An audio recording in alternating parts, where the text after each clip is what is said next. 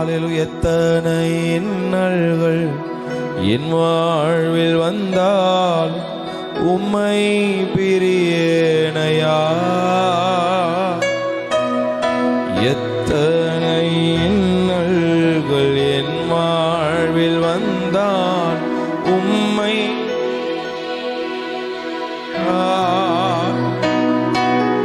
ரத்தமே சிந்தி சாட்சியாய் வாழ்வே நிச்சயம் நிச்சயமே.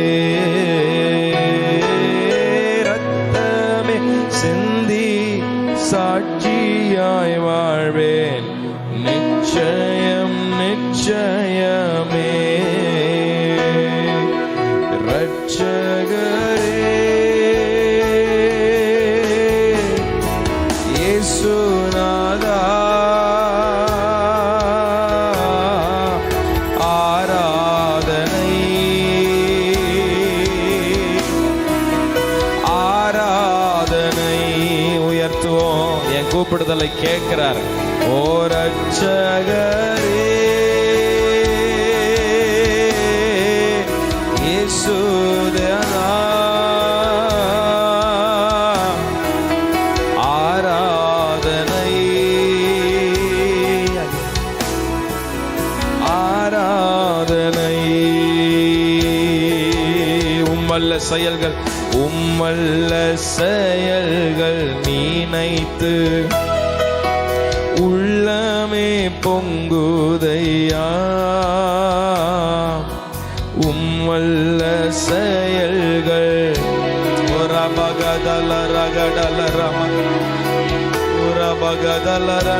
நல்லவரே உயர்த்துவோம் உயர்த்துவோம். நன்றி. கையை உயர்த்தி நல்லவரே ரபகதலரமனலமா. ஓ சொல்லுங்க சொல்லுங்க நல்லவரே நல்லவரே. பயங்கரமான குழியிலும் உலையான சேற்றிலும் இருந்து என்னை தூக்கி எடுத்து என் கால்களை ஓ நல்லவரே நன்மை ஷபகரபகதலரபகதலரா. கரங்களை அசைத்து நல்லவரே சொல்லுவோம். நல்லவரே ஏசையா. ஓ இந்த காலவேளையில உம்மை ஆராதிக்கிறோம். ஆராதனை ரட்சகரே ஆராதனை. நல்லவரே நல்லவரே உரபகதலரா ரிபகதலரா சந்தலா பகரலா மரகம் தரியாந்துரோ தொடல பகதலரபா. ஆராதனை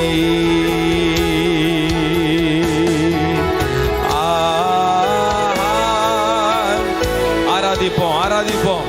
ஆவியானவர் உங்களை நிரப்புகிற நேரம். ஓ உங்களுக்கு உண்டான வரத்தை அனல் மூட்டி எரிய விடு சபையே. Thank you Jesus.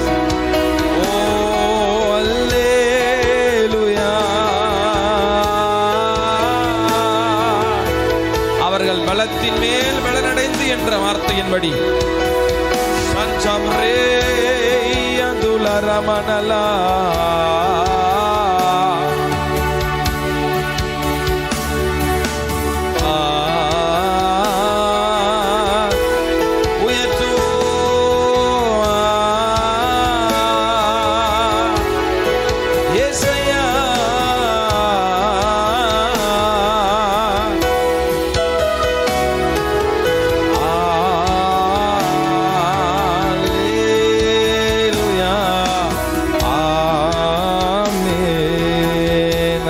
கரங்களை தட்டி ஓ நான் கர்த்தருக்காக பொறுமையோடு காத்திருந்தேன். அவர் என்னிடமாய் சாய்ந்து என் ஜெபத்திற்கு அவர் செவி கொடுத்தார். ஹல்லேலூயா ஹல்லேலூயா. நம் ஜெபத்திற்கு செவி கொடுக்கிறவர். அல்லேலூயா. ஆமென். பொறுமையோடு காத்திருக்கிறவர்கள் அவர் ஒன்றை மறந்துடாதீங்க, அவர் நமக்கு செவி கொடுக்கிறார். ஆமென். எவ்வளோ ஆழமான குழியாக இருந்தாலும், பயங்கரமான சூழ்நிலைகளாக இருந்தாலும், அங்கேயும் அவருடைய கரம் நம்ம இதை போய்க்கும். அதை தான் கர்த்தர் இந்த காலவெளியில் உங்களை உற்சாகப்படுத்துகிறார். அதை மாத்திரம் செய்கிறவர் அல்ல, அவரை துதிக்கும் புது பாட்டை நாவலில் கொடுத்து அநேகர் அதை கண்டு கர்த்தரை நம்புவார்கள். சாட்சியாக கர்த்தர் மாற்றுவார். பக்கத்தில் பார்த்து சொல்லுங்க, சாட்சியாக கர்த்தரை மாற்றுவார். ஆமென். உங்கள் கண்ணீர் ஒரு நாள் வீண் போகாது. அல்லேலூயா. சந்தோஷமா ஒரு அல்லேலூயா.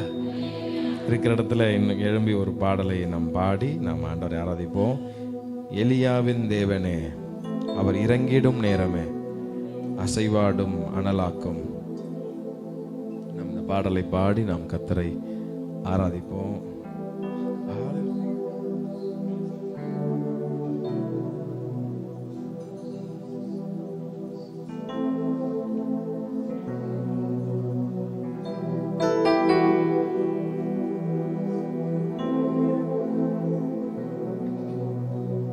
Jesus, hallelujah, hallelujah, hallelujah, hallelujah. உம்மை உயர்த்துகிறோம்ப்பா, உம்மை உயர்த்துகிறோம், உயர்த்துகிறோம்.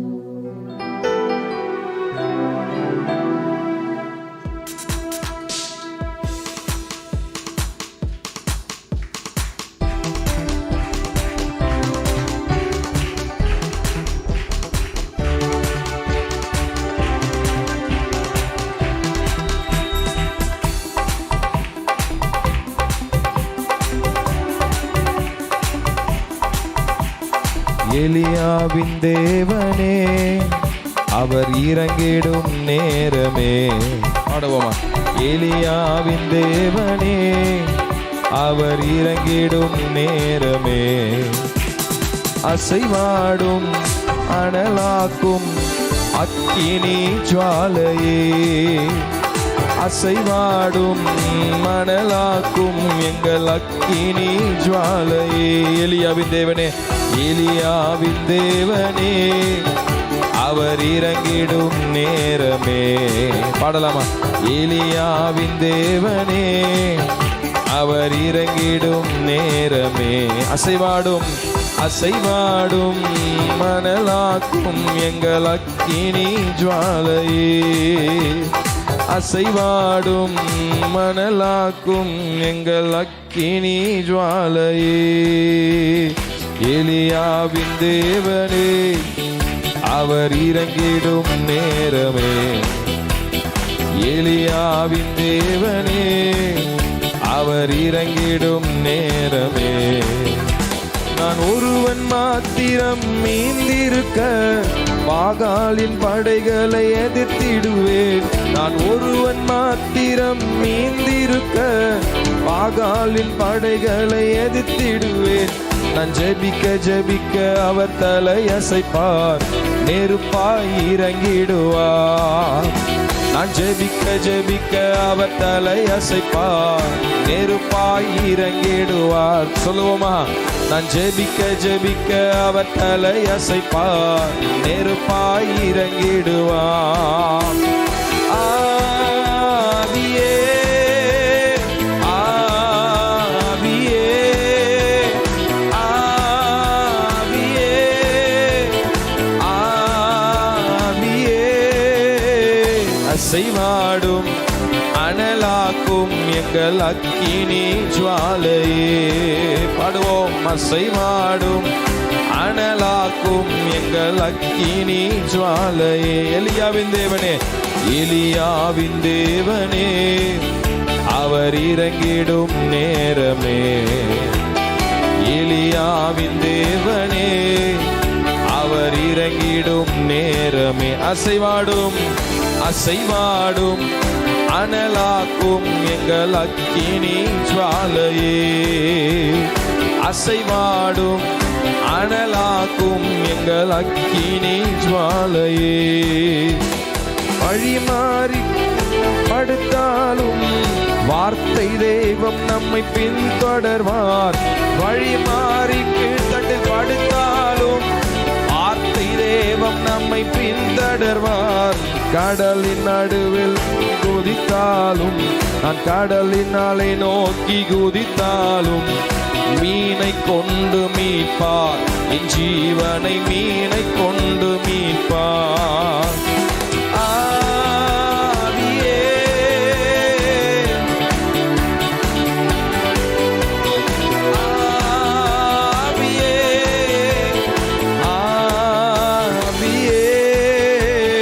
அசைவாடும் அனலாக்கும் எங்கள் அக்கினி ஜுவாலையே, அசைவாடும் அனலாக்கும் எங்கள் அக்கினி ஜுவாலையே. கேரி தாற்று நீர் வற்றி போனாலும் வற்றாத ஜீவநதி நமக்கு உண்டு.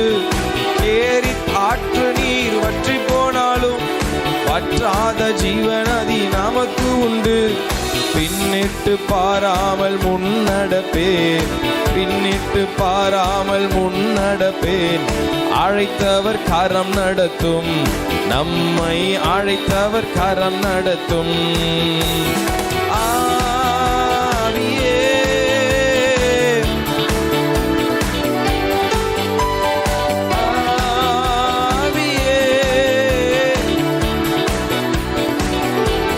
அசைவாடும் அசைவாடும் அனலாக்கும் எங்கள் அக்கினி ஜுவாலையே,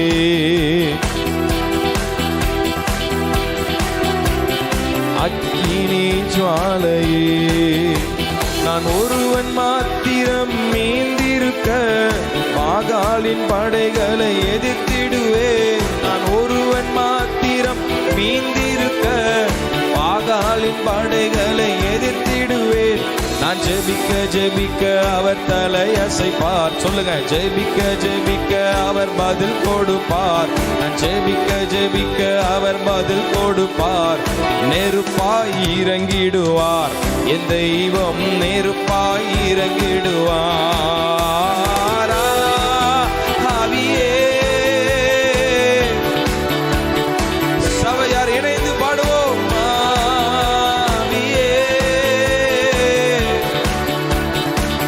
அசைவாடும் அசைவாடும் அனலாக்கும் எங்கள் அக்கினி ஜுவாலையே, அசைவாடும் அனலாக்கும் எங்கள் அக்கினி ஜுவாலையே, அசைவாடும் அனல் வழிமாறி கீழ்த்தட்டில் படுத்தாலும் வார்த்தை தெய்வம் நம்மை பின்தொடர்வார். வழிமாறி கீழ்த்தட்டில் படுத்தாலும் வார்த்தை தெய்வம் நம்மை பின்தொடர்வார். நம் கடலின் அலை நோக்கி குதித்தாலும், அக்கடலின் அலை நோக்கி குதித்தாலும், மீனை கொண்டு மீட்பார், என் ஜீவனை மீனை கொண்டு மீட்பார். ஆவியே ஆவியே ஆவியே ஆவியே ஆவியே அசைவாடும் அனலாக்கும் எங்கள் அக்கினி ஜுவாலையே, அசைவாடும் அனலாக்கும் எங்கள் அக்கினி ஜுவாலையே. கேளுங்க, அசைவாடும் அனலாக்கும் எங்கள் அக்கினி ஜுவாலையே. நான் ஜெபிக்க ஜெபிக்க அவர் பதில் கொடுப்பார். நான் ஜெபிக்க ஜெபிக்க அவர் பதில் கொடுப்பார். நெருப்பாய் இறங்கிடுவார், என் தெய்வம் நெருப்பாய் என் வாழ்க்கையில என் குடும்பத்துல நெருப்பாய் இறங்கிடுவார், என் தெய்வம் நெருப்பாய் இறங்கிடுவார். ஆவியே ஆ ஓ ரபகதல ரணல மகலர ஆவில நிரம்பி துதிக்க துதிக்க. ஆவியே துதிக்க துதிக்க விடுதலை, வீட்டுக்குள்ள அற்புதம். ஓ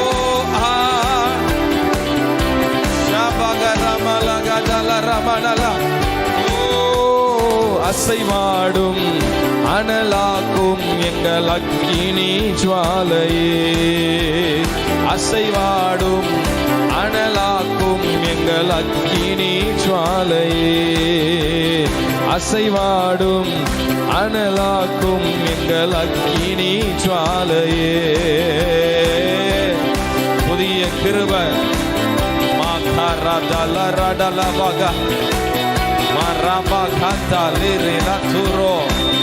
அக்கினி, அக்கினியால் ஒவ்வொருவரையும் கர்த்தர் நிரப்புகிறார். ஒரு விசேஷித்த தேவ பலன்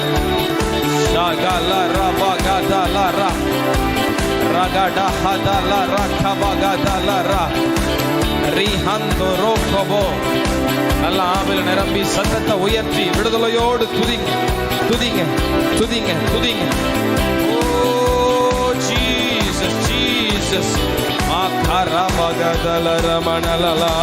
விண்ணக மேகம் இறங்கணும், வல்லமை மழையாய் பொழியணும், எல்லா கூலங்கள் நிரம்பணும், நதியாய் பாயணும், எல்லா கூலங்கள் நிரம்பணும், நதியாய் பாயணும், இடம் கொள்ளாமல் போகு மட்டும் இறங்கி வரணும் பெருமழையா, இடம் கொள்ளாமல் போகு மட்டும் இறங்கி வரணும் பெருமழையா.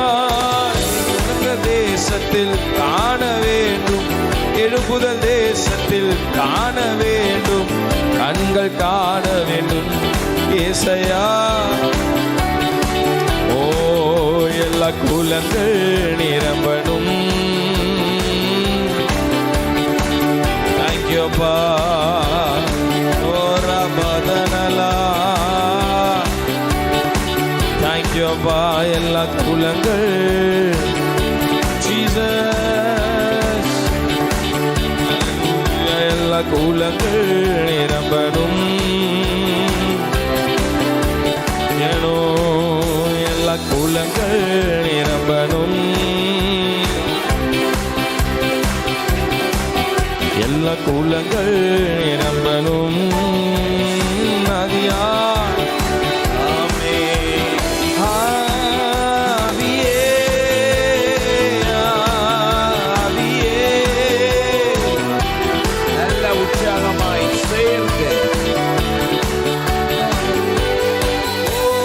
அசைவாடும் அனலாக்கும் எங்கள் அக்கினி ஜுவாலையே, அசைவாடும் அனலாக்கும் எங்கள் அக்கினி ஜுவாலையே. இயேசுவே, இயேசுவே, எல்லாம் இயேசுவே, இயேசுவே, இயேசுவே, எல்லாம் இயேசுவே, இயேசுவே, இயேசுவே, எல்லாம் இயேசுவே, இயேசுவே, இயேசுவே, எல்லாம் இயேசுவே. சொந்தமென்று சொல்லிக்கொள்ள உம்மை விட யாருமில்ல, சொத்து என்று அள்ளிக்கொள்ள உம்மை விட ஏதுமில்ல, சொந்தம் என்று சொல்லிக்கொள்ள உம்மை விட யாருமில்ல, சொத்து என்று அள்ளிக்கொள்ள உம்மை விட ஏதுமில்ல. கரங்களை தட்டி இயேசுவே, இயேசுவே, எல்லாம் இயேசுவே சொல்லுங்க. இயேசுவே, இயேசுவே, எல்லாம் இயேசுவே, இயேசுவே, இயேசுவே, எல்லாம் இயேசுவே, இயேசுவே, ஆமென், எல்லாம் இயேசுவே. உம் தழும்புகளால் நான் சுகமானேன், உம் வார்த்தையினால் நான் வேலனானேன், உம் தழும்புகளால் நான் சுகமானேன், உம் வார்த்தையினால் நான் வேலனானேன், நான் வேலனானேன், நான் வேலனானேன். இயேசுவே, இயேசுவே, எல்லாம் இயேசுவே, சேர்ந்து இயேசுவே, இயேசுவே. சொந்தம் என்று சொல்லிக்கொள்ள உம்மை விட யாரும் இல்லை. சொத்து என்று அள்ளிக்கொள்ள உம்மை விட ஏதும் இல்லை. உம் கிருபையினால் நான் பிழைத்துக் கொண்டேன், உம் பாசத்தினால் நான் திகைத்து போனேன். உம் கிருபையினால் நான் பிழைத்துக் கொண்டேன், உம் பாசத்தினால் நான் திகைத்து போனேன். நான் திகைத்து போனேன், நான் திகைத்து போனேன். இயேசுவே இயேசுவே எல்லாம் இயேசுவே. சொல்லுங்க இயேசுவே. இயேசு என்கிற நாமம் உங்கள் தழும்புகளை எல்லாம், உங்கள் வேதனைகளை குணமாக்கும். ஆமென். அவருடைய தழும்புகளால் குணமானீர்கள். உம் ஆவியினால் நான் பிறந்து விட்டேன், உம் ஊழியத்திற்காய் நான் உயிர் வாழ்வேன். உம் வசனத்தினால் நான் பிறந்து விட்டேன், உம் ஊழியத்திற்காய் நான் உயிர் வாழ்வேன். நான் உயிர் வாழ்வேன், நான் உயிர் வாழ்வேன். சொந்தம் என்று சொல்லிக்கொள்ள உம்மை விட யாரும் இல்லை. சொத்து என்று அள்ளிக்கொள்ள உம்மை விட ஏதும் இல்லை. சொந்தம் என்று சொல்லிக்கொள்ள உம்மை விட யாரும் இல்லை. சொத்து என்று அள்ளிக்கொள்ள உம்மை விட ஏதும் இல்லை. இயேசுவே கூப்பிடுங்க. இயேசுவே இயேசுவே எல்லாம் இயேசுவே. இயேசுவே இயேசுவே எல்லாம் இயேசுவே. இயேசுவே இயேசுவே எல்லாம் இயேசுவே. இயேசுவே இயேசுவே எல்லாம் இயேசுவே. ஆமென் ஆமென் ஆமென் ஆமென். ஓ ரபா பாபா ஷாத். நல்ல ஆவியில நிரம்பி விட்டு கொடுத்து ரபா பாபா ஷாத் ரபா லபா. ஹalleluya.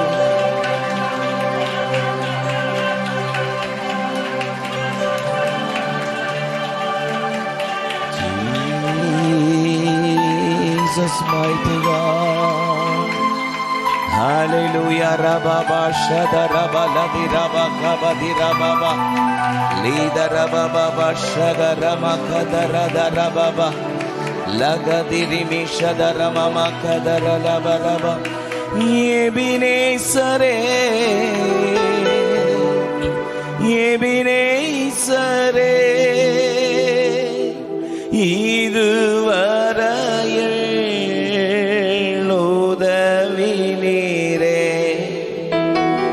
எபினேசரே எபினேசரே இதுவரையில் உதவி நீரே. இதுவரையில் உதவி நீரே. இதுவரையில் நடத்தினீரே. உம்மை முழு உள்ளத்தோடு ஆராதிப்பே. முழு பலத்தோடு அன்பு கூறுவே. ஆராதனை ஆராதனை ஆராதனை ஆராதனை இசையா. ஆராதனை ஆராதனை ஆராதனை ஆராதனை. சொல்லுங்க அவரை பார்த்து. அன்பு கூறுவே இன்னும் அதிகமா ஆராதிப்பே. உண்மைதானா? அன்பு கூறுவே இன்னும் அதிகமா ஆராதிப்பே. இன்னும் ஆர்வமாய் உம்மை முழு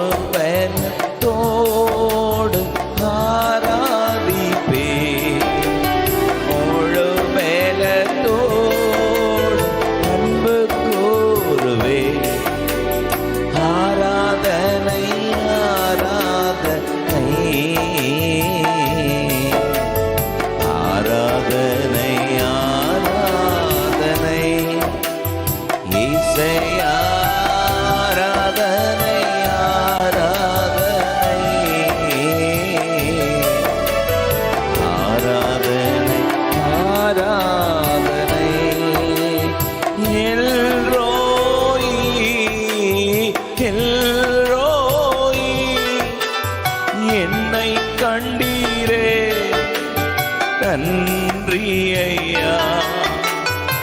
எல்ரோயி, எல்ரோயி, என்னை கண்டீரே நன்றி ஐயா.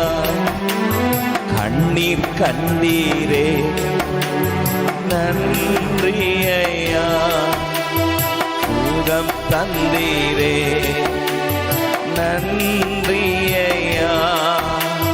வேலன் தந்தீரே நன்றி ஐயா. உம்மை முழு உள்ளத்தோடு எஸ் ஒன்று சேர்ந்து ஒரு மனதோடு அன்பு கோருவே. ஆராதனை ஆராதனை ஆராதனை ஆராதனை இசை ஆராதனை ஆராதனை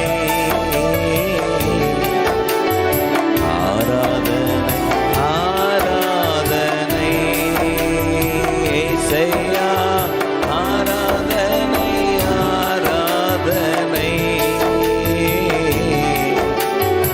ஆராதனை. யெகோவாயிரே சொல்லி உயர்த்தீங்களா? யெகோவாயிரே, யெகோவாயிரே, எல்லாம் பார்த்து கொள்வீர் நன்றி ஐயா. சொல்லுங்க. யெகோவாயிரே, யெகோவாயிரே, எல்லாம் பார்த்து கொள்வீர் நன்றி ஐயா. எல்லாம் பார்த்து கொள்வீர் நன்றி ஐயா. உம்மை முழு உள்ளத்தோடு ஆராதிப்பே முழு வேலத்தோடு. ஆமென்.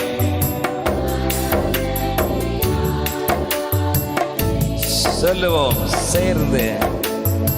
ஆராதனை ஆராதனை இசை ஆராதனை ஆராதனை ஆராதனை. கர்த்தர் நாமம் என் புகலிடமே கருத்தோடு துதித்திடுவே.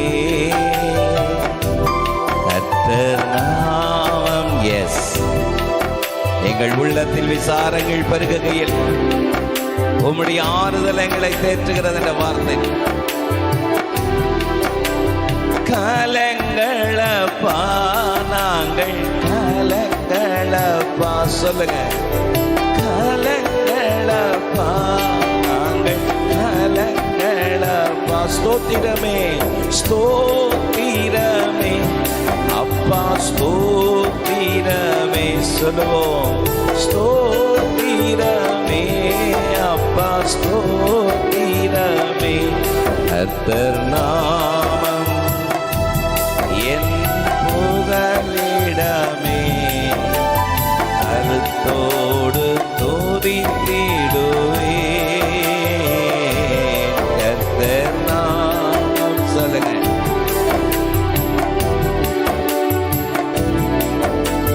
கருத்தோடு துதித்திடுவே. கர்த்தர் நாமம்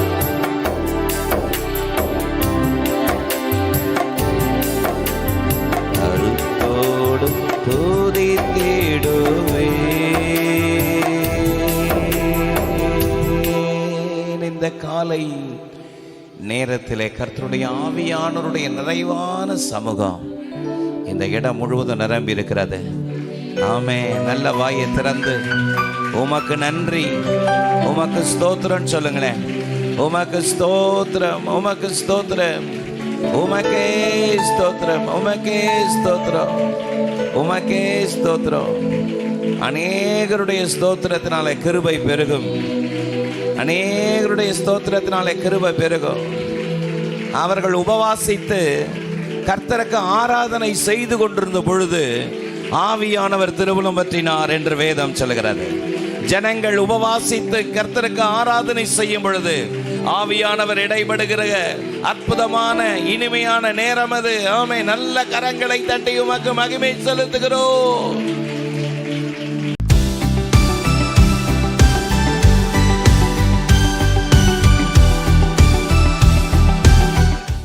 உபாகமம் 32வது அதிகாரம் 11-12 வசனங்களை நானே வாசிக்கிறேன்.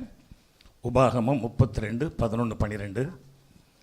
கழுகு தன் கூட்டை கலைத்து தன் குஞ்சுகளின் மேல் அசைவாடி தன் செட்டைகளை விரித்து அவைகளை எடுத்து அவைகளை தன் செட்டைகளின் மேல் சுமந்து கொண்டு போகிறது போல கர்த்தர் ஒருவரே அவனை வழி நடத்தினார். அந்நிய தேவன் அவரோடு இருந்ததில்லை. என்னடா இந்த வசனம் அப்படின்னு கேட்குறீங்களா? அதாவது இந்த பகுதி ஒரு உன்னதமான பகுதி. ஆக்சுவலாக வேதத்தில் உபாகமம் 32வது அதிகாரம் மட்டுமல்ல 31வது அதிகாரம், இந்த ரெண்டுமே மிகவும் உன்னதமான பகுதிகள். ஏன்னா மோசே மரிப்பதற்கு முன்பாக ஆண்டவர் மூலமாக வெளிப்படுத்தப்பட்ட வார்த்தைகள். அது மட்டுமல்ல, ஆண்டவர் எப்படி அவர்களை வழி நடத்துவார் என்பதை குறித்து அவர் பேசுகிறார். அது மட்டுமல்ல, இந்த ஜனங்கள், நீங்கள் வேதத்தில் பார்த்தீங்கன்னா மோசே மட்டுமல்ல யோசுவா கூட சொல்லியிருப்பார், இந்த யூத ஜனங்கள் கர்த்தர் தெரிந்து கொண்ட ஜனங்கள் அவரை விட்டு பின்னாக போயிடுவாங்க. ஆகவே எச்சரிக்கையாக இந்த பாடலை பாடு என்று எழுதி வைத்த பாடல் தான் மோசே பாடிய பாடல்னு சொல்லலாம். அந்த 32வது அதிகாரத்தை மோசே பாடிய பாடல்னு சொல்லலாம். சாங் ஆஃப் மோசஸ் அப்படின்னா போட்டிருப்பாங்க. இதில் எதுக்காக இந்த வார்த்தையை சொல்கிறேன்னா, ஆண்டவர், அதாவது நம்முடைய வாழ்க்கையை நான் சேர்த்து எல்லாத்தையும் பேச போகிறேன். நம்முடைய வாழ்க்கையில் ஆண்டவர் நம்மை ஒரு விசேஷித்த காரியத்துக்கு அழைத்திருக்கிறார் என்றால், நம்மை அவர் பயன்படுத்த வேண்டும் என்றால் அவர் சில காரியங்களை செய்வார். அதைத்தான் இந்த வேத வசனம் நமக்கு வெளிப்படுத்துகிறது. எப்படியெல்லாம் ஆண்டவர் தேவதாசர்களின் வாழ்க்கையில் வெளிப்பட்டார், எப்படியெல்லாம் தேவதாசர்களை ஆண்டவர் பயன்படுத்தினார் என்பதை குறித்து ஒரு சிலரை குறித்து தியானிக்க நினைச்சேன். ஆனால் ஒருவரை குறித்து தியானிப்பதற்கு எனக்கு நேரம் இல்லாமல் போயிடுச்சு. ஆகவே அந்த ஒருவரை குறித்து கொஞ்சம் நேரம் பார்க்கலாம் அப்படின்னு நான் யோசிக்கிறேன். ஏன்னா தேவன் தெரிந்து கொண்ட மக்களை தேவன் வழி நடத்துவார். ஹல்லேலூயா, இது சத்தியங்க. தேவன் தெரிந்து கொண்ட மக்களை தேவன் நிச்சயமாக வழி நடத்துவார். நம்மை அவர் தெரிந்து கொண்டதுனால நம்ம பெரிய பரிசுத்தவான்கள் நீதிமான்கள் நம்ம நினைச்சிட வேண்டாம். ஆமென். ஏன்னா வேதம் தெளிவாக சொல்லுகிறது. உபாகமம் 7வது அதிகாரம் 7, 8வது வசனங்கள் நம்ம பார்க்க போனால், சகல ஜனங்களிலும் நீங்கள் திரட்சியான ஜனம் என்று கர்த்தர் உங்கள் பேரில் அன்பு வைத்து உங்களை தெரிந்து கொள்ளவில்லை. நீங்கள் சகல ஜனங்களிலும் கொஞ்சமாய் இருந்தீர்கள். கர்த்தர் உங்களில் அன்பு கூர்ந்ததினாலும் உங்கள் பிதாக்களுக்கு இட்ட ஆணையை காக்க வேண்டும் என்பதனாலும் கர்த்தர் பலத்த கையினால் உங்களை புறப்பட பண்ணி அடிமைத்தன வீடாகிய எத்து நின்று அதன் ராஜாவான பார்வோனின் கையில் நின்று உங்களை மீட்டுக்கொண்டார். ஆகவே இதில் ஒரு சில காரியங்களை பார்க்குறோம். கர்த்தர் நம்மை தெரிந்து கொள்வதால் நம்ம பெரிய நீதிமான் அப்படின்னு நினச்சிட வேண்டாம். அவருடைய அநாதி தீர்மானம், ஹல்லேலூயா, அவருடைய அன்பு, அவருடைய அளவற்ற இரக்கம், அவருடைய கிருபை, அவருடைய தயவு நம்மை தெரிந்து கொண்டது. ஆகவே நாம் தெரிந்து கொண்ட உடனேயே நமக்குள்ள இந்த யூத ஜனங்களை போல பெருமை வந்துடக்கூடாது. அதனால தான் அவர் ஒவ்வொருவரையும் அவர் வழிநடத்துவது விசேஷித்த விதமாக இருக்கிறது. நம்ம இப்போ ஒரே ஒரு மனிதரை குறித்து நம்ம பார்க்க போகிறோம். அந்த மனிதரை குறித்து கொஞ்சம் நேரம் தியானிக்கலாம் நினைக்கிறேன். வேறு யாரும் இல்லை. எனக்கு வேதத்தில் பிடிச்ச 2 முக்கியமான நபர்கள்னா, ஒன்று யோசேப்பு, இன்னொன்று வந்து தானியேல். எனக்கு ரொம்ப பிடித்த நபர்கள். ஏன்னா இந்த யோசேப்பிட்டையும் இந்த தானியேல்கிட்டையும் நான் அதிகமான குறைகளை பார்க்கவே இல்லை. மற்ற எல்லா தாசர்கள்ட்டையும் பார்க்கலாம், பிரச்சனைகள், போராட்டங்கள், குறைகள் எல்லாத்தையும் பார்க்கலாம். ஆனால் இந்த 2 பேர்கிட்ட நான் பார்க்கல. ஆகவே இந்த யோசேப்பை குறித்து கொஞ்சம் தியானிக்கலாம் நினைக்கிறேன். வேதம் சொல்லுகிறது, ஆதியாகமம் 37வது அதிகாரம் 3வது வசனம், இஸ்ரவேலின் முதிர் வயதிலே யோசேப்பு தனக்கு பிறந்ததினால் இஸ்ரவேல் தன் குமாரர் எல்லாரிலும் அவனை அதிகமாய் நேசித்து அவனுக்கு பலவர்ணமான அங்கியை செய்வித்தான். இங்கே பார்க்குறோம், இஸ்ரவேலின் முதிர் வயதிலே யோசேப்பு தனக்கு பிறந்ததினால் இஸ்ரவேல் தன் குமாரர் எல்லாரிலும் அவனை அதிகமாய் நேசிக்கிறாப்புல.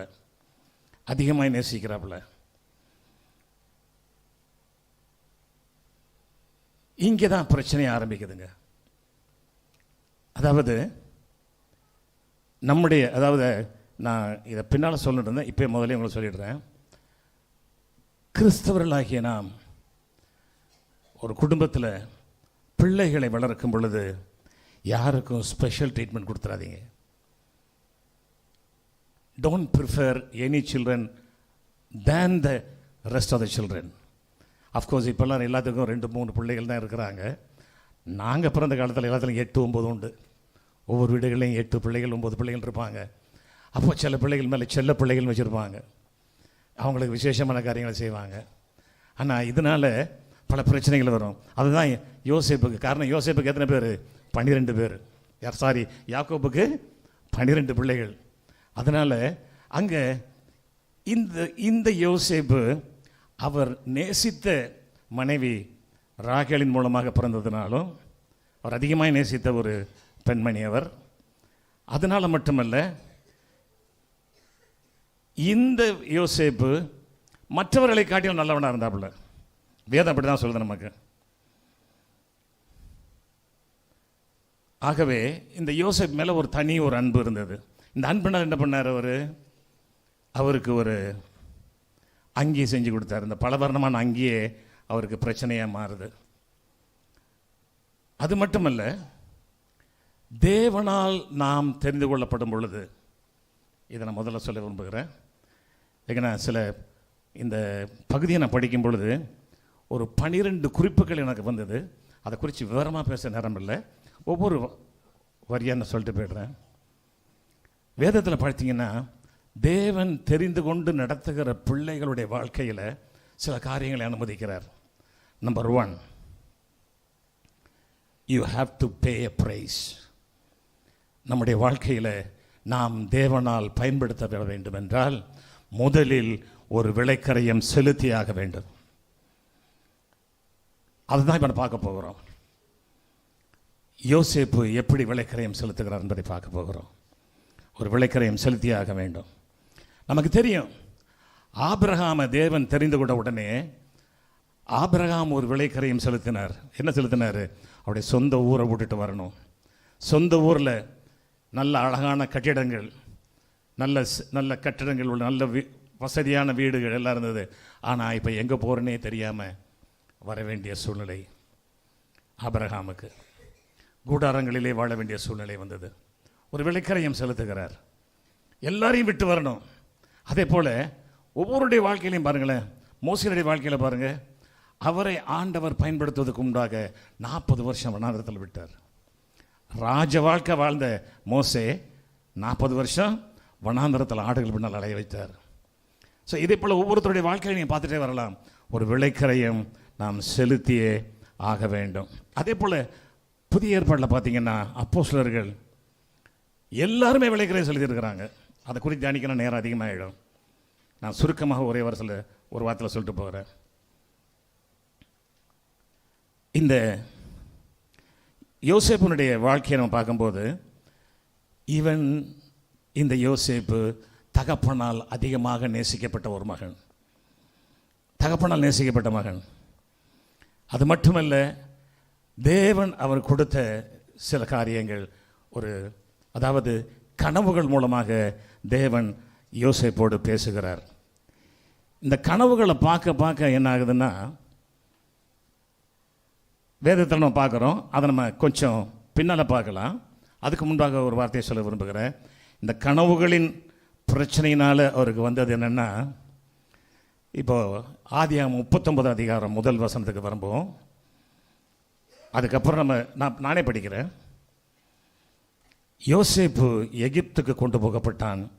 பார்வோனுடைய பிரதானியும் தலையாரிகளுக்கு அதிபதியுமே ஆகிய போத்திபார் என்னும் எகிப்து தேசத்தான் அவனை அவ்விடத்திற்கு கொண்டு வந்த இஸ்மவேல் இடத்திலிருந்து விலக்கி வாங்கினான். பாருங்க, தகப்பனால் அதிகமாய் நேசிக்கப்பட்ட ஒரு மனிதன் தன் குடும்பத்தில் அவர் இப்போ என்ன நினச்சிக்கிட்டு இருக்கிறாரு, ஓ என் தேவன் எனக்கு சொப்பனங்களை கொடுத்துருக்கிறாரு, இதன் மூலமாக என்னுடைய வாழ்க்கையில் சில நல்ல காரியங்கள் நடக்க போகிறது, நான் இப்படி இருக்க போகிறேன் அப்படி இருக்க போகிறேன்னு ஒரு கனவு கண்டிருக்கலாம். இந்த கனவுகளுக்கு எல்லாம் ஒரு முடிவு வருது. எங்கே நிற்கிறார் இப்போ? அதாவது யாக்கோபு ஏழை அல்ல, யாக்கோபு 2 பரிவாரங்களோடு வந்தவர். ஆமென். நிறைய சொத்தோடு வந்தவர். ஆகவே செல்வ செழிப்போடு வாழ்ந்து கொண்டிருந்த யோசேப்பு இப்பொழுது முதலாக ஒரு விளைக்கரையும் சொல்லுகிறார். என்னங்க, எல்லாத்தையும் விட்டுட்டு அடிமையாக நிற்கிறார்.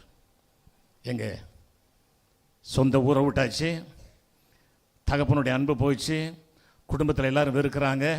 இப்போ என்ன ஆகுது? ஒரு அடிமையாக, அதாவது அந்த அடிமை மார்க்கெட் ஸ்லேவ் மார்க்கெட் சொல்லுவாங்க. அங்கு பொதுவாக ஆண்களை நிறுவனமாக நிப்பாட்டியிருப்பாங்களாம். அந்த பாருங்களேன், அவருடைய பலவரன் அங்கே கழிட்டாங்க. இங்கே நடக்கிறது என்ன? அவருடைய வாழ்க்கையில் அவர் தன்னுடைய அன்பை விட வேண்டியதாயிற்று, இழக்க வேண்டிய காரியங்களை சொல்லிட்டு இருக்கிறேன். அவருடைய அந்தஸ்தை இழக்க வேண்டியதாயிற்று, அவருக்கு உண்டான சொத்துக்கள் ஆசீர்வாதங்களை இழக்க வேண்டியதாக இருக்குது. அது மட்டுமல்ல, அவருடைய ஸ்டேட்டஸ், அவருடைய நிலையே மாறி போகுது. செல்வ நிறைந்த யாக்கோபுக்கு மகனாக இருந்தவர், செல்வந்தனுடைய மகனாக இருந்தவர் இப்போ யாராக இருக்கிறாரு? அடிமையாக. பாருங்க, எல்லாம் போகுது. இங்கே என்ன நடக்குது? இன்னொன்று, is safety is gone, is provision is gone, now the identity is gone. அவருடைய அடையாளமே மாறுது, அடையாளமே மாறுது. யாக்கோபனுடைய அன்பு நிறைந்த அதாவது அதிகமான அன்பு பெற்ற மகன் இப்பொழுது அடிமையாக நிற்கிறார். ஒருவேளை யோசிப்பு யோசிச்சிருக்கலாம், ஏன் எனக்கு இதெல்லாம் நடக்குது அப்படின்ட்டு. அவருக்கு சில காரியங்களை யோசிச்சிருக்கலாம், ஆனால் ஒன்றும் புலப்படலை. காரணம், ஆண்டவர் அப்பொழுது வெளிப்படலை. என்ன நடக்குதுன்னா, இப்போ அவருக்கே ஒரு கேள்வி வந்துடுது, என் வாழ்க்கையில் என்ன நடக்குது, எனக்கு ஒன்றுமே புரியலையே. வாழ்க்கையே ஒரு கேள்விக்குறியாக யோசிப்புக்கு மாறுது. அழகாக வாழ்ந்து கொண்டிருந்த வாழ்க்கை இப்பொழுது ஒரு கேள்விக்குறியாக மாறுகிறது. எதுக்கு சொல்கிறேன்னா, இதை நம்முடைய வாழ்க்கையில் சில காரியங்கள் நாம் நினைப்பதற்கும் நாம் விரும்புவதற்கும் எதிராக ஏற்படும் பொழுது நாம் திகைத்து போகிறோம் இல்லையா, பயந்து போகிறோம் இல்லையா, குழப்பமடைகிறோம் இல்லையா. இந்த நிலை தான் யோசேப்பு அன்னைக்கு அடைந்திருந்தார். என்ன காரணம் அப்படின்னு அவருக்கும் புரியல. நம்முடைய வாழ்க்கையில் இதே போல் நாம் அவரால் தெரிந்து கொள்ளப்படும் பொழுது, நாம் அவரால் வழிநடத்தப்படும் பொழுது சில காரியங்களை நாம் புரிந்து கொள்ளவே முடியவே முடியாதுங்க. காரணம், இப்போ தான் அந்த வசனம் உங்கள்கிட்ட நீங்கள் கனெக்ட் பண்ணி பார்க்கலாம். எப்படி? உபாகமம் 32 11-12 நான் 12 மட்டும் 11-12 திருப்பி படிக்கிறேன். கழுகு தன் கூட்டை களைத்து தன் குஞ்சுகளின் மேல் அசைவாடி தன் சட்டைகளை விரித்து அவைகளை எடுத்து அவைகளை சட்டைகளின் மேல் சுமந்து கொண்டு போவது போல கர்த்தர் ஒருவரே அவனை வழி நடத்தினார், அந்நிய தேவன் அவரோடு இருந்ததில்லை. அதாவது இங்கே அவர் விரும்புகிற அனைத்து காரியங்களும் அவரை விட்டு போய்விட்டன. யாரு? யோசேப்பு விரும்பின அனைத்து காரியங்களும் விட்டு போய்விட்டன. இப்போ அவரை ஆண்டவர் வழி நடத்த தெரிந்து கொள்கிறார். இதனால தான் நாம் சொல்ல முடியும், தேவனுடைய வழிகள் நம்முடைய வழிகள் அல்ல, நம்முடைய நினைவுகள் அவருடைய நினைவுகளும் அல்ல. நம்ம சொல்ல முடியும். ஏசாயா 55 அதிகாரத்தில் 8-9 வசனங்கள் இதைத்தான் சொல்லுது. நம்முடைய வாழ்க்கையில் நம்ம நினச்சிக்கிட்டு இருப்போம், நம்ம நினைக்கிறபடியெல்லாம் எல்லாம் நடந்துரும்னு. நிச்சயமாக இல்லைங்க.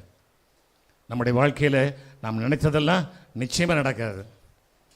தேவனால் தெரிந்து கொள்ளப்பட்டு வழி நடத்துகிற பிள்ளைகளுக்கு நான் பேசிக்கிட்டு இருக்கிறேன்.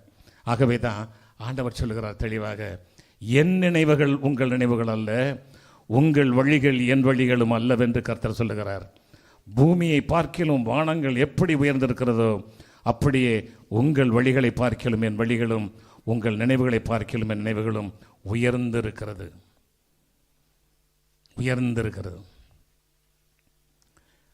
யோசேப்பை குறித்து என் தேவனாகிய கர்த்தருக்கு ஒரு நிச்சயமான திட்டம் உண்டு. ஆமென்.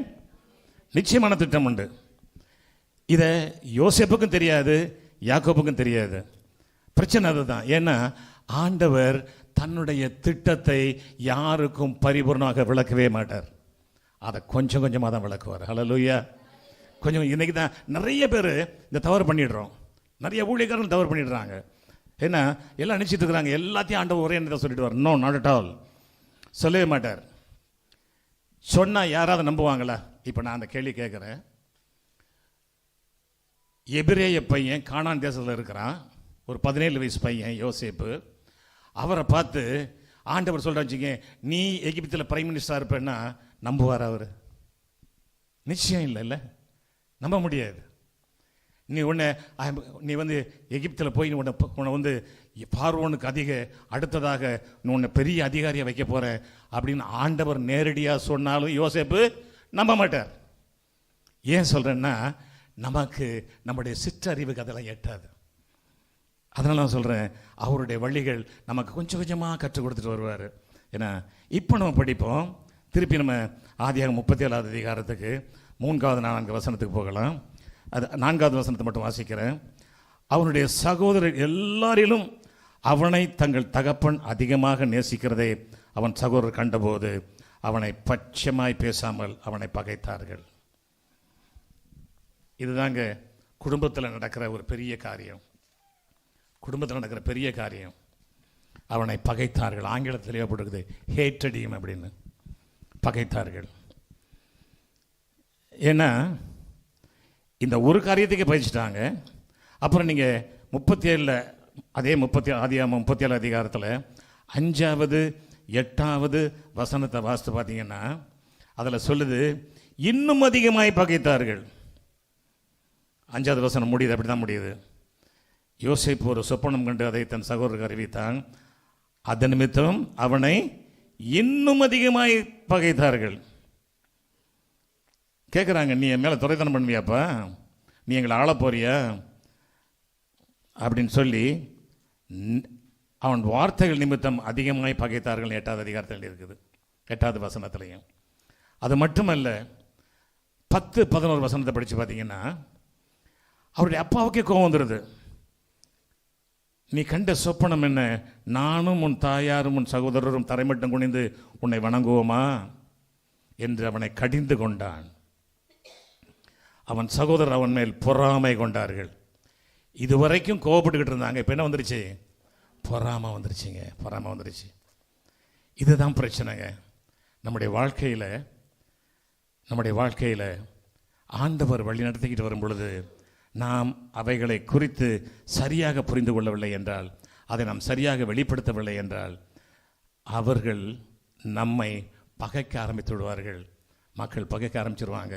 அது மட்டுமல்ல, அவர்கள் அங்கே என்ன நடக்குது கடைசியில் கொலை பண்ணுறதுக்கே முடிவு பண்ணிட்டாங்க. ஆமென். உங்களுக்கு எல்லாம் தெரியும், கதையெல்லாம் தெரியும். 37 அதிகாரம் ஃபுல்லாக படிச்சிருப்பீங்க. உங்களுக்கு நல்லா கதையே தெரியும். எப்படியாவது கொலை பண்ணிடணும் அவனை. இவனை விடவே கூடாது. விட்டா இவன் வந்து இன்னும் என்னெல்லாமா கனவு காண்பான், நமக்கு இன்னும் கோவப்படுத்துவான்னு கொலை பண்ண முடிவு பண்ணிட்டாங்க. எப்படியோ ரூபன் கொஞ்சம் காப்பாற்றுக்கிறாப்புல தப்பிச்சு வரார். வந்தா இப்போ எங்கே நிற்கிறாப்புல? அதாவது 39 அதிகாரத்தில் படித்தோம். அவர் வந்து எகிப்தினுடைய அடிமை மார்க்கெட்டில் ஒரு அடிமையாக இருக்கிறார். நம்ம போத்திபார் வாங்கிட்டார். அவரை வாங்கிட்டார். போத்திபார் வாங்கினதுக்கு அப்புறம் தான் அங்கே சில மாற்றங்கள் ஏற்படுகிறது. பாருங்களேன்.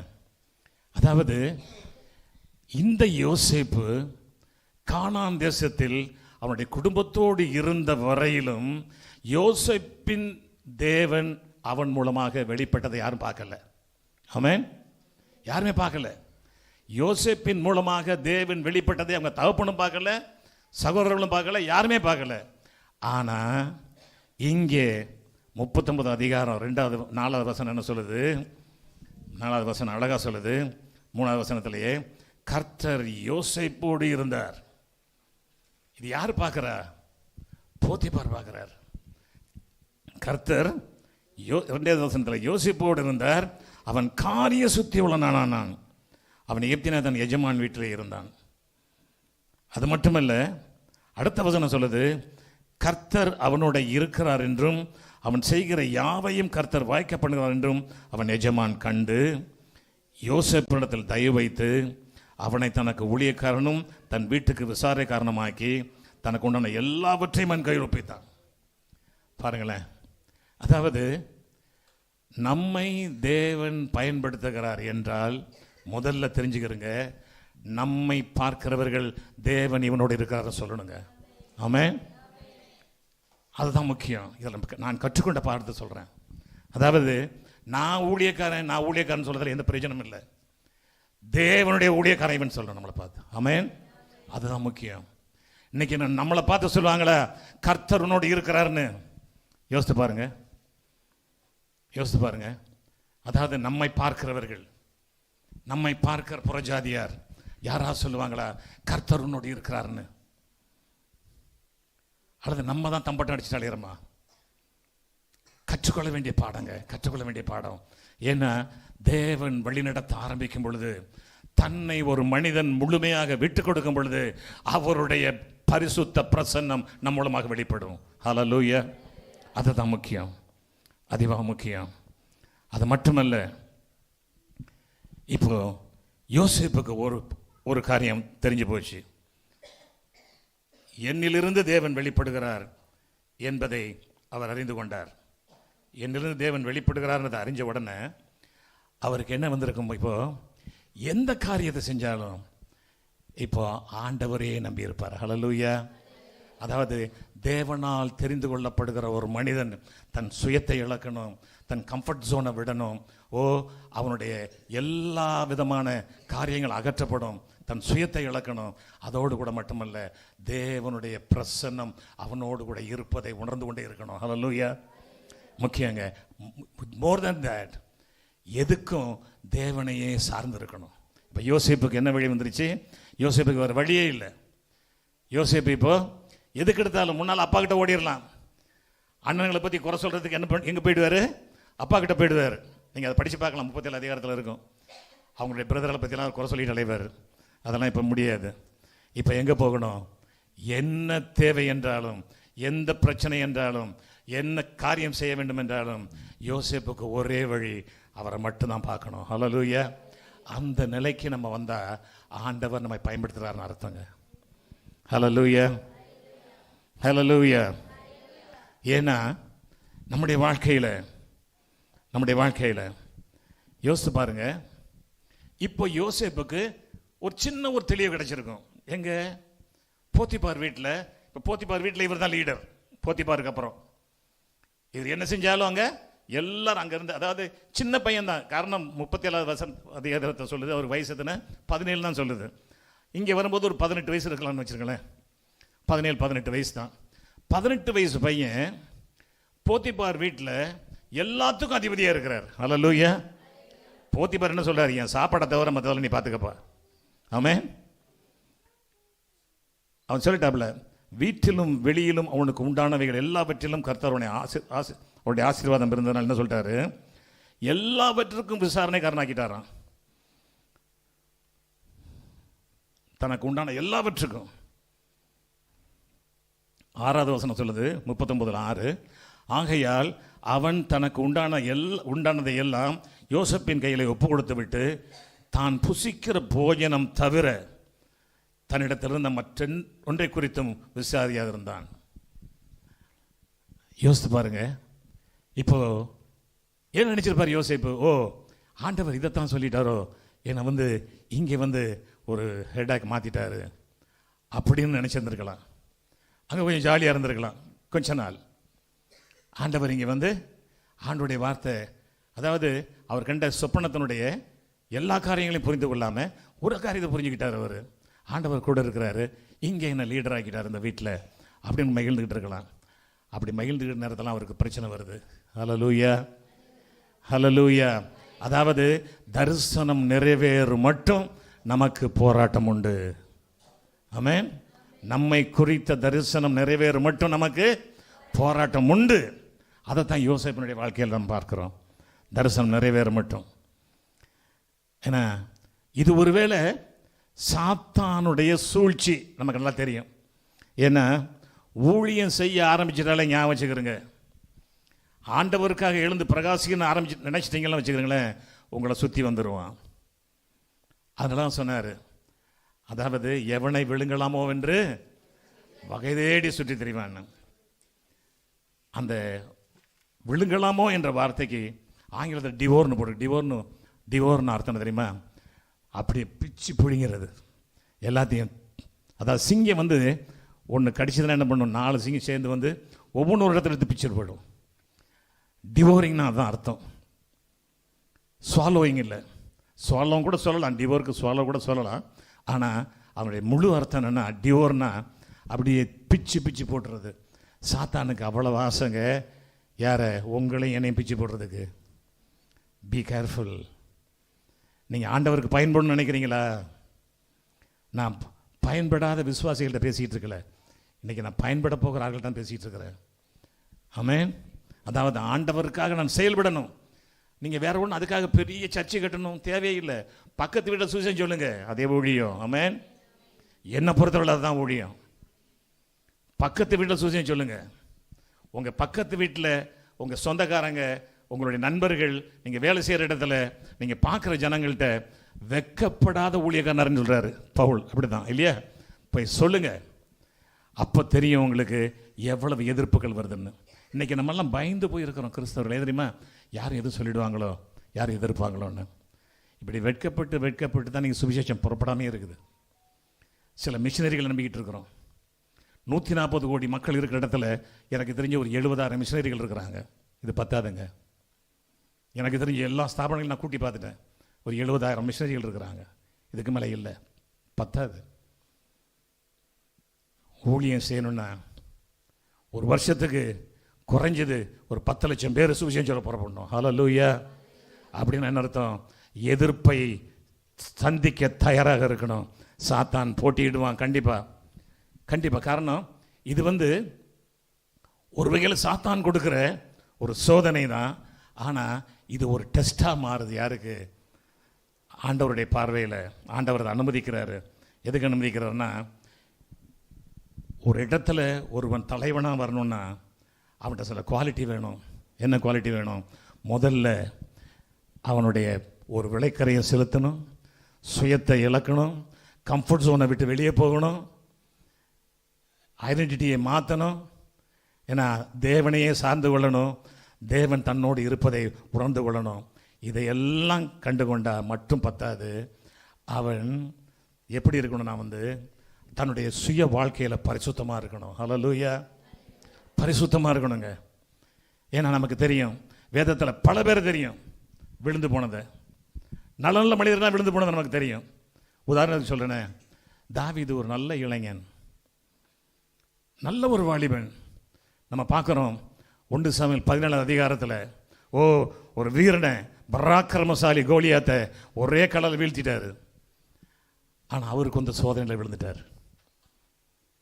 பாருங்க, பத்சேபா சாதாரண ஆள் கிடையாதுங்க. பத்சேபா சாதாரண ஆள் கிடையாது. பத்சேபா வந்து உரியாவின் மனைவின் போட்டிருக்குது. உரியா யார் தெரியுமா?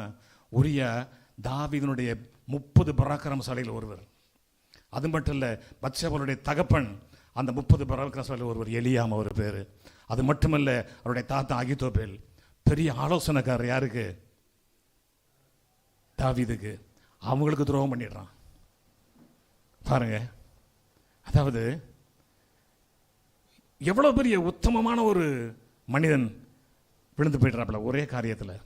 ஆகவே ஜாக்கிரதையாக இருக்கணும். இந்த உலகத்தில் தமிழ் ஆங்கிலத்தை சொல்லுவாங்க வெல்த் விமன் அண்ட் வைன்மென்ட்மாங்க.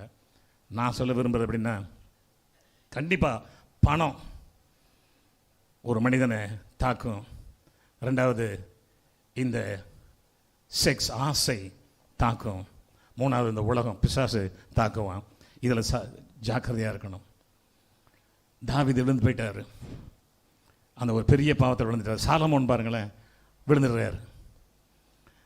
சாலமோன் பயங்கரமாக விழுந்துடுறார், ஒரு விக்கிராதனக்காரே மாறிடுறார். தேவனால் தெரிந்து கொள்ளப்பட்டு இந்த தேசத்துக்கு நியாயாதிபதியாக இருக்கணும் ஆரம்பித்த சாம்சன் விழுந்து போயிடுறார். பாருங்க, சாத்தான் ஒரே ஒரு காரியத்தை வச்சு இந்த 3 கேரக்டரை தூக்கிட்டான்.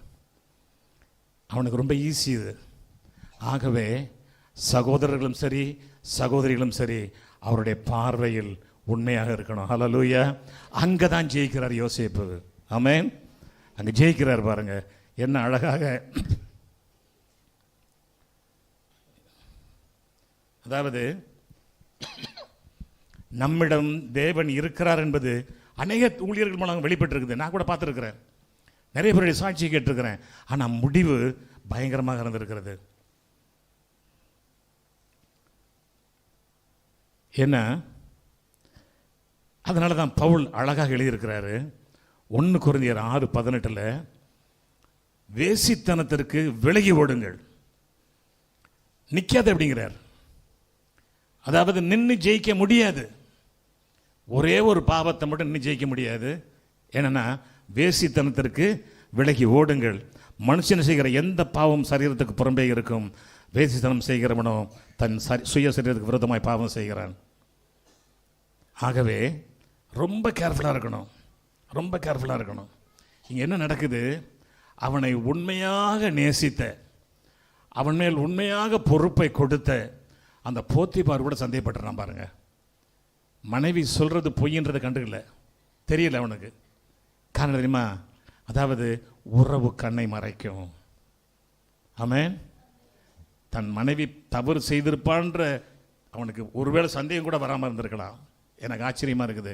ஏன்னா இவ்வளோ யோகியனாக இருக்கானே, இவன் தவறு செய்திருப்பானான்னு அவனை விசாரிக்கணும்னு நினைக்க கூட இல்லை. அவனை பிடிச்சி எங்கே போடுற ஒரு சிறைச்சாலை. அந்த சிறைச்சாலை எப்படிப்பட்ட சிறைச்சாலை தெரியுமாங்க? அந்த சிறைச்சாலை இப்போ அதை படிங்க, 39 அதிகாரத்தில், ஆதியாகமம் 39 அதிகாரத்தில் 22, 23 வசனத்தை நான் படிக்கிறேன். சிறைச்சாலை தலைவன், இல்லை அது 12 இருக்குது, 12 படிங்க. ஒரு நிமிஷம் நானே படிக்கிறேன். எங்கே ஒப்பு கொடுக்குறான்னா, யோசேப்பு எஜமான் 20 வசனத்தில் 19, 20 படிக்கிறேன். உம்முடைய வேலைக்காரன் எனக்கு இப்படி செய்தான் என்று தன் மனைவி தன்னோடு சொன்ன வார்த்தைகளை அவனுடைய எஜமான் கேட்டபோது அவனுக்கு கோபம் உண்டது. யோசேப்பின் எஜமான் அவனை பிடித்து ராஜாவின் கட்டளையால் காவலில் வைக்கப்பட்டவர்கள் இருக்கும் சிறைச்சாலையிலே அவனை ஒப்புவித்தான். அந்த சிறைச்சாலையில் அவன் இருந்தான். அதாவது இந்த ஜெயில் எப்படின்னா, தேச துரோகம் பண்ணுறவங்களுக்கு தான் ஜெயில். ராஜாவுக்கு எதிராக, பார்வோனுக்கு எதிராக தேச துரோகம் பண்ணுறவர்களுக்கு தான் அந்த இடத்துல ஜெயில். இது மற்றவர்களுக்கு அல்ல. மற்ற குற்றங்கள் செய்கிறதுக்கு அங்கே போட மாட்டாங்க.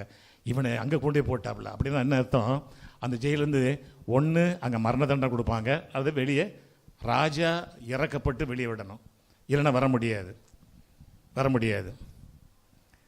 யோசேப்புக்கு எப்படி இருக்கும் யோசித்து பாருங்க. ஆண்டவர் என்னை பயன்படுத்தினார் அப்படின்னு இங்கே பயன்படுத்தி கொண்டிருக்கிறார் நினைச்ச நேரத்தில் ஒரு பெரிய ஒரு சோதனை வருகிறது. சோதனை வருகிறது.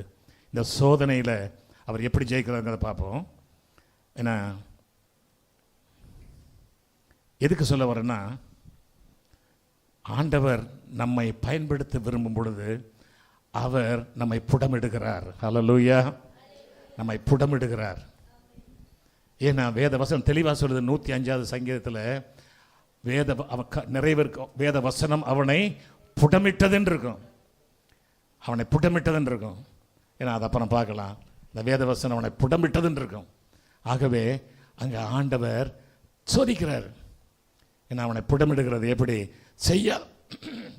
செஞ்ச பாவத்துக்கு தண்டனை அனுபவிச்சா பரவாயில்ல, செய்யாத பாவத்திற்கு இப்போ அங்கே நிற்கிறார்.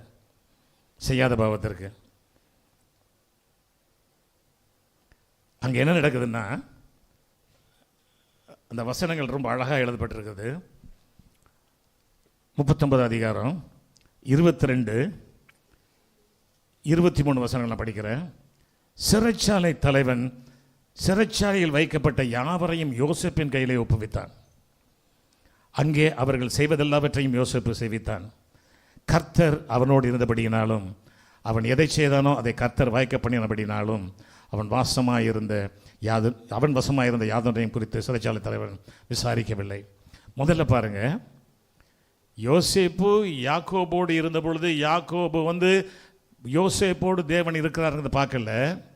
ஆனால் என்னைக்கு எல்லாத்தையும் விட்டு வந்தாரோ அங்கே போத்திபார் பார்க்குறாரு. இப்போ சிறைச்சாலை தலைவன் பார்க்குறான். என்ன பார்க்குறாப்புல? கர்த்தர் யோசேப்போடு இருக்கிறாரு. ஹல்லேலூயா. இதாங்க சாட்சி, இதுதான் சாட்சி. கர்த்தர் யோசேப்போடு இருந்தார். ஏன்னா இதை பார்க்குறாப்புல. இப்போ பாருங்கள், யூஸ்வல் என்ன நடக்கும், நம்ம கதைகளில் பார்த்துருக்குறோம். சிறைச்சாலையில் அப்படின்னா நீண்ட நாள் கைதிகள் ரொம்ப நாள் இருக்கிறவங்க அவங்களுடைய கண்டக்டை பார்த்து, அவங்களுடைய நல்ல நடத்துதலை பார்த்து என்ன பண்ணுவாங்க, ஜூனியர் கைதிகள் அவங்க கையில் ஒப்பு கொடுப்பாங்க. பார்த்துக்கிறங்க போன ஜெயிலில். ஆனால் இங்கே என்ன நடக்குது, இவர் தான் இன்றைக்கி தான் போயிருக்கிறாரு, இவர் கையில் எழுதி ஒப்பு கொடுக்குறாங்க. அதாவது எது நடக்கக்கூடாதோ அது நடக்குதாங்க. ஏன்னா நம்முடைய வாழ்க்கையில் நம்ம இதை தெரிந்து கொள்வோம். நம்முடைய வாழ்க்கையில் தெரிந்து கொள்வோம். ஆண்டவர் பயன்படுத்த வேண்டும் என்று விரும்பினால் எங்கேயும் பயன்படுத்துவார். ஹல்லேலூயா, ஹல்லேலூயா. ஆகவே நம்ம ஆண்டவர் பயன்படுத்தலை, நான் என்ன தெரியுமா அர்த்தம், பயன்படுத்தலை அல்லது ஏன் ஆண்டவருடைய வார்த்தை எனக்கு வரல, நான் ஏன் செயல்படாமல் இருக்கிறேன், நான் ஏன் இப்படியே இருக்கிறேன் அப்படின்னு உங்களே நொந்து கொண்டு வந்தீங்கன்னா 2 காரியம். ஒன்று, நீங்கள் ஆண்டவருடைய சத்தத்துக்கு கீழ்ப்படியலை அல்லது ஆண்டவருடைய சத்தத்தை நீங்கள் சரியாக கேட்கல. ஏன் சொல்கிறேன்னா, ஆண்டவர் தெரிந்து கொண்ட ஒவ்வொரு நபரை குறித்தும் ஒரு திட்டம் வச்சிருக்கிறாருங்க. ஆமென். உங்களை குறித்து, என்னை குறித்து, எல்லாரை குறித்தும் ஒரு திட்டம் வச்சிருக்கிறார். திட்டம் இல்லாமல் யாரையுமே அவர் தெரிந்து கொள்ள மாட்டாருங்க. அதை ஞாபகம் வச்சுக்கிறேங்க. He will not choose you, he will not elect you for nothing. எதுக்குமே இல்லாமல் சும்மா பொழைச்சிட்டு போகட்டும் அப்படின்னு நம்ம அவருக்கு தெரிந்து கொள்றதே இல்லை. ஏதோ ஒரு நோக்கத்தோடு, அந்த நோக்கத்தை நீங்களும் நானும் புரிந்து கொள்ளவில்லை என்றால் அதனுடைய அர்த்தம் we are running away from his plan. அவருடைய திட்டத்திலிருந்து நம்ம விலகி போய்கிட்டே இருக்கிறோம். I am speaking to somebody, some people here. நாம் தேவனுடைய திட்டத்தை நோக்கி விலகி ஓடிக்கிட்டே இருக்கிறோம். ஏன்னா தயவு செய்து கேர்ஃபுல்லாக இருங்க. Please don't run.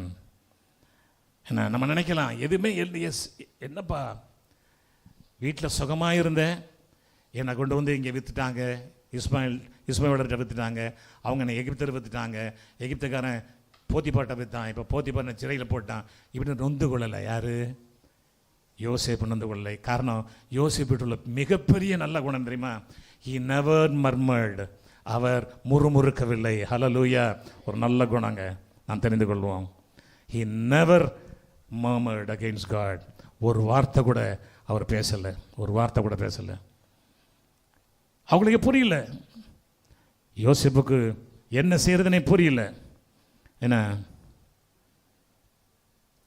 இங்கே என்ன பார்க்குறோன்னா, தேவனுடைய திட்டம் எப்படி வெளிப்பட போகிறது. யோசேப்புக்கு நல்லா தெரியும், ஆண்டவர் இருக்கிறத என்கிட்ட பார்க்குறாங்க எல்லாரும், ஆண்டவர் இருக்கிறத, ஆண்டவர் என்னோடு இருக்கிறத போத்திபார் பார்த்துட்டாரு, இந்த ஜெயிலர் பார்த்துட்டான்.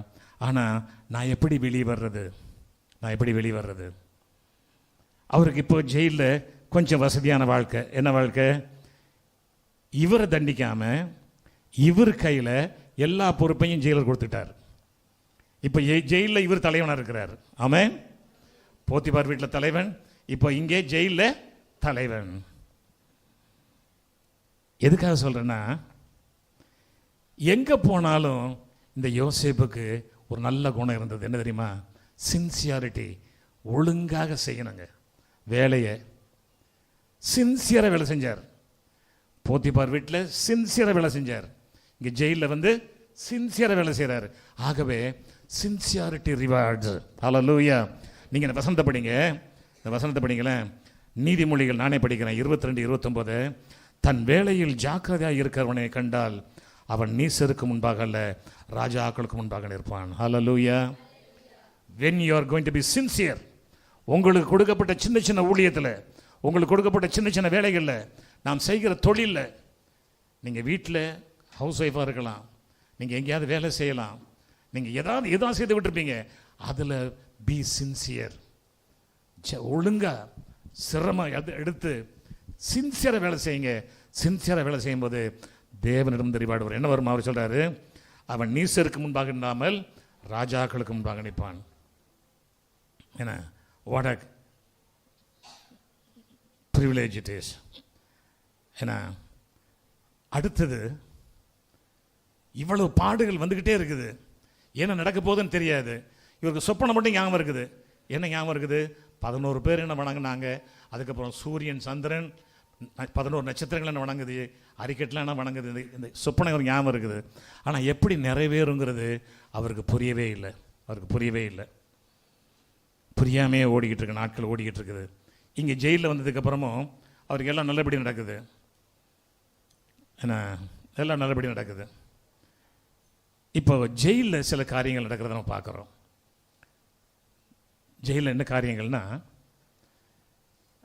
ஆதியாகமம் 40 அதிகாரத்துக்கு வாங்கலை. 40 அதிகாரம் 1-2 வசனங்களை படிக்கிறேன். இந்த நடவடிக்கைகளுக்கு பின்பு எகிப்து ராஜாவுக்கு பானபாத்திரக்காரனும் சுயம் பாகியமாக எகிப்து ராஜாவை தங்கள் ஆண்டவனுக்கு குற்றம் செய்தார்கள். பார்வோன் தன் பானபாத்திரக்காரனின் தலைவனும் சுயம்பாகிகளின் தலைவனும் ஆகிய 2 பிரதானிகள் மேலும் கடும் கோபம் கொண்டு அவங்கள வந்து ஜெயிலில் போட்டாப்புல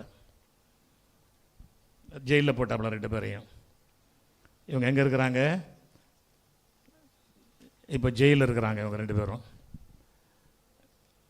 என்ன, இந்த 2 பேரும் ஜெயிலில் இருக்கும்போது இவங்களுக்கும் எல்லா காரியங்களையும் செஞ்சுக்கிட்டு இருக்கிறார். யார்?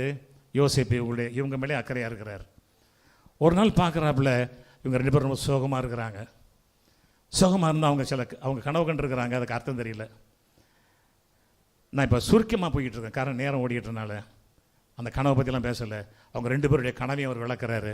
விளக்குனது அப்படியே நடக்குது. என்ன கனவு? ஒருத்தன் வந்து பேக்கர், அவன் பட்லர். ஒருத்த குக்கு, ஒருத்த கப்பேரர், பானபாத்திரக்காரன். பானபாத்திரம் சொல்கிறார், ஆண்டவர் ஒன்று உயர்த்துவார்ப்பா. ஆனால் இந்த இவனையோ இந்த பேக்கரையோ தலையை வெட்டிடுவார், கொண்டுடுவாங்க, தூக்கு மரத்தை போட்டுருவாங்கன்னு அதே மாதிரி இறந்துடுறாங்க. அப்போது என்ன பண்ணுறாருன்னா, அங்கே பாருங்கள், அங்கே ஆண்டவர் அங்கேயும் யோசேப்புக்கு ஒரு காரியத்தை கற்றுக்கொள்ள விரும்புகிறார். யோசேப்பு சொல்கிறாரு, அவன் போகும்போது நீ வாழ்ந்திருக்கும் போது என்னை கொஞ்சம் நினச்சிக்கப்பா. ஏன்னா அதை பாருங்கள், அதை படிக்கலாம். 14வது வசனம் சொல்லி முடிச்சு சொல்கிறாரு, இதுதான் அதன் அர்த்தம் என்று சொன்னும் அன்றி நீ வாழ்வடைந்திருக்கும் போது என்னை நினைத்து என்மேல் தயவு வைத்து என் காரியத்தை பார்வோனுக்கு அறிவித்து இந்த இடத்திலிருந்து என்னை விடுதலையாக்க வேண்டும் என்று கேட்டுக்கிறார். யார்? யோசேப்பு. நான் எபிரேயருடைய தேசத்திலிருந்து களவாய் கொண்டு வரப்பட்டேன். என்னை இந்த காவல் இடங்கள் வைக்கும்படி நான் இவ்விடத்தில் ஒன்றும் செய்யவில்லை.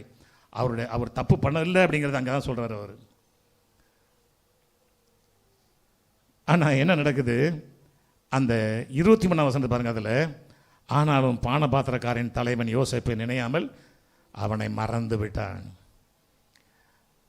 ஆண்டவர் செய்ய நினைக்கிற காரியங்களில் மனித தலையிட விரும்பவே மாட்டாருங்க. If you want the favour of men to do the work of God, God will not move in that. அதாவது தேவனுடைய ஊழியத்தை செய்கிறதுக்கு மனித உதவியை நீங்கள் எதிர்பார்ப்பீங்கன்னா தேவன் அங்கே கிரியை செய்ய மாட்டார். ஏன்னா தேவன் தன்னுடைய மகிமையை யாருக்கும் கொடுக்க மாட்டார். எல்லாமே 100% அவர் செஞ்சார்னு இருக்கணும். ஹல்லேலூயா. நானும் ஆண்டவரும் சேர்ந்து செஞ்சோம் அப்படின்னா யாருக்கு மகிமை போகுது? 50% நான் எடுத்துக்கிறேனே, எனக்கு மகிமையை கொடு. காரணம் தேவன் தன்னுடைய மகிமையை ஒருவனும் கூடாதுன்னு இருக்கு வேதம். அதனால் நம் ஜாக்கிரதையாக இருப்போம். If at all we want to have favour from men to do the work of God, it will be a failure. நான் கற்றுக்கொண்டது, அதாவது இந்த பகுதியிலேருந்து நான் கற்றுக்கொண்டு வரதை ஒன்று ஒன்றா சொல்லிக்கிட்டு இருக்கிறேன் உங்கள்கிட்ட. அது மட்டுமல்ல, தானே கவலையாக இருக்கிறாப்புல, ரொம்ப சின்சியராக வேலை செஞ்சாப்புல. அது மட்டுமல்ல, இன்னொரு நல்ல குணம், ரெண்டு குணம் சொல்லி முடிச்சிடறேனே. இன்னொரு நல்ல குணம், அவர்கிட்ட ரொம்ப பொறுமை இருந்ததுங்க. ஆமென். பொறுமையோடு செய்கிற எல்லாத்தையும், பேஷன்ஸ்.